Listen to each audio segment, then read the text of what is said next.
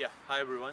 This is Zane. I'm one of the coordinators of the Save All Growth campaign, and today I wanted to make a video about at least some of the stuff that I thought a lot about when I was in prison, which I recently came out of prison for disrupting the Trans Mountain Pipeline.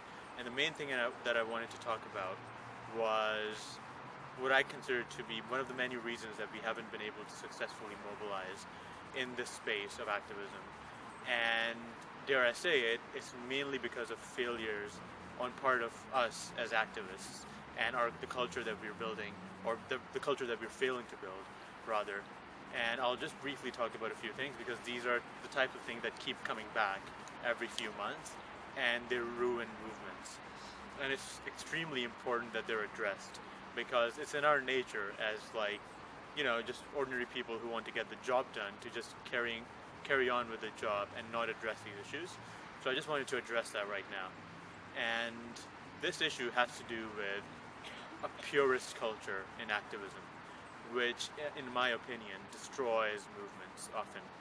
And there are a few dogmas in the activist space that create a toxic culture which prevents people from doing this really hard work that needs to be done on a day-to-day basis. And this involves many lies that need to be corrected. And just to give you an example, I recently, a few days ago, met someone who's part of Save World Growth, and they're doing a hunger strike, and they're talking about writing their will, right? So this is someone who isn't just talking the talk, they're walking the walk. And the biggest problem, I would argue, in activist culture is this attempt to seem radical while not doing anything, right? So this is the language games that many activists play, which is that you need to be perfect, and if you're not perfect, then you are attacked, and or if you make a mistake, you're attacked, and you're ridiculed, and then you're removed from the activist space. And obviously, when that happens, people don't like being in these spaces, and that leads to burnout. It leads to people being exhausted and leaving the space because it's a toxic place where everyone's being judged. So the thing we need to know is that we need to create a culture where, in radical politics and in radical activism, where people feel welcomed. And in order to create that space, we need to be able to create a space where people are not judged for every minor thing, or just for talking about things the way they are sometimes. So one of the first things to mention is right analysis doesn't equal change. Just because we are using the right analysis about things and the right words about change, that doesn't actually mean anything in terms of resisting the genocidal government that is the Canadian government, right? You can use all the right words and make all the right acknowledgements. Doesn't mean anything as far as the government is concerned, right? So that's one of the things that we need to recognize, is that instead of shaming people for not having all the right political analysis, we need to create a culture where we, in humility, enter into resistance. And humility is the only way to enter into resistance, because you need to be aware of your flaws instead of judging people for their flaws. The only people historically who have been able to enter into resistance and do it in a long-term manner are people who are aware of their flaws and that human beings are imperfect. So that's the thing we need to start by recognizing, is that human beings are imperfect, and our imperfection is one of the ways in which we can resist in humility, right? And so, yeah, we just need to create a culture of mutual respect in activist cultures where we are forgiving and we don't exclude people permanently. So one of the things I'll mention is I'll just do this one step at a time. There are many lies that are told about what works and doesn't work in the activist space. One of the lies is that people shouldn't put themselves in harm's way, or people shouldn't be part of the court system, or shouldn't enter into that legal system by getting arrested or going to prison. Well, this is historically not accurate, right? And I'll give you an example. So historically, in the 1960s, you had the Freedom Riders campaign, who were a group of black people, young black people, who were organizing this campaign to demand the desegregation of interstate buses, right? Now, these people were ridiculed, even within the activist space, for taking such a demand that ignored all these other issues of racism. But that wasn't the point. Obviously, these people were against all forms of racism everywhere, all the time. But what they were trying to do was they were trying to create a practical win, right? They wanted to win, and the civil rights movement didn't have a win at the time. So these people decided a project of filling up the prison in Alabama, right? And through that process of filling up the prison, they demanded the desegregation of interstate buses. They didn't go like, well, you know, as black people, we shouldn't go to prison. They were like, no, we're going to face harm anyway. We're going to get beaten up anyway. We're going to be oppressed anyway. So we may as well get a victory and use that against the oppressor, right? So they started a project of filling up the prison on purpose.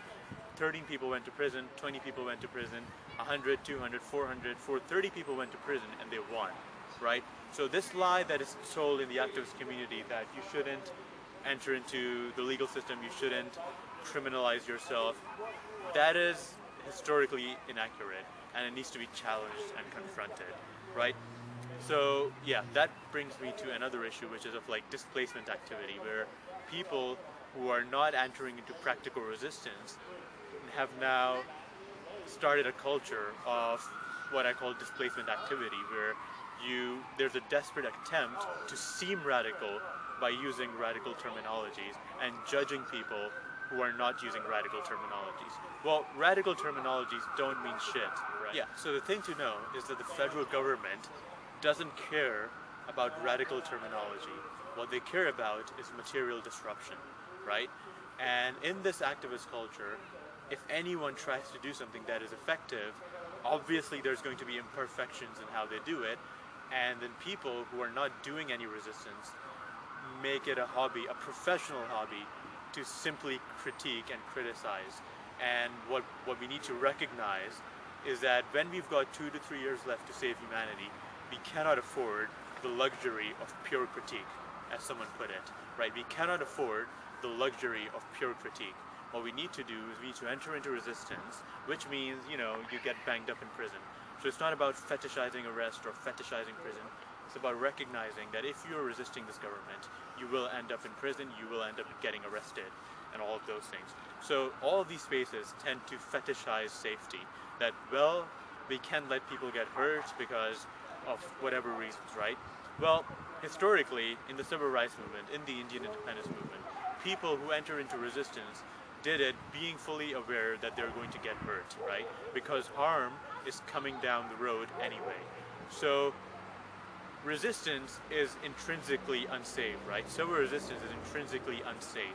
It is an unsafe act. It is not safe to resist genocidal governments because they will bang you up. They will put you in prison. They will hurt you. They may kill you, okay? So we need to recognize that all this sort of a lot of what is called radical politics in the activist space, in terms of its output, it doesn't really end up being radical at all. It ends up being the same thing that the NGO space does, which is discussion groups and pure critique and being cautious all the time and not entering into resistance imperfectly but truthfully, and incoherently but truthfully at the same time. Yeah, so what ends up happening is that this culture of pure critique ends up limiting mass mobilization. And mass mobilization is what you need in order to bring about legislative change through organized civil disobedience, right? Which involves sitting down on the Trans-Canada Highway, getting arrested once, twice, 3 times, 4 times, and then being thrown in prison. Because that's just what it means to be in resistance to a genocidal government. And what this culture of pure critique does is that it makes it impossible for people to stay in these spaces because these spaces become toxic, and it allows really toxic people to guilt trip other people, and that prevents mass mobilization, because in order to do mass mobilization you need people who don't play our language games and aren't perfect, right? Which, like, none of us are. And we need to be humble. We need to create a space that welcomes everyone with their flaws and doesn't indulge in pure critique, which is not how you create change historically. In the Freedom Riders movement in the 1960s, when they demanded the desegregation of buses, they weren't engaging in pure critique, right? They weren't that bothered about whether or not their demand was perfect or whether their demand would end all racism everywhere all the time. They were concerned about getting a win, and they had a proper mobilization system. They would work hard. They would arrange buses for people to go down to Alabama to get arrested on purpose, right? Notice they would have trainings. People would get arrested. People would go to prison. they had an explicit policy of filling up the prison, of exposing the violence of the state by revealing that they were being physically hurt, and by filling up the prison because they knew that if X number of people get into prison, that's going to bring about legislative change, which it did.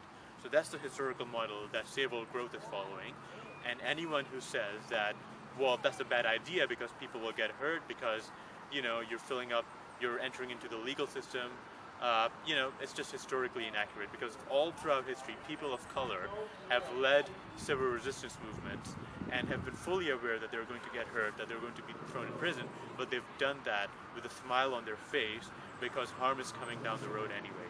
So yeah, I'll end it with that, is that we need to recognize that we need to create a culture of respect and not indulge in pure critique, and get on with the job and get on with the hard work of working 70 hours a week to organize civil resistance that's going to bring about legislative change in the next 3 to 4 months.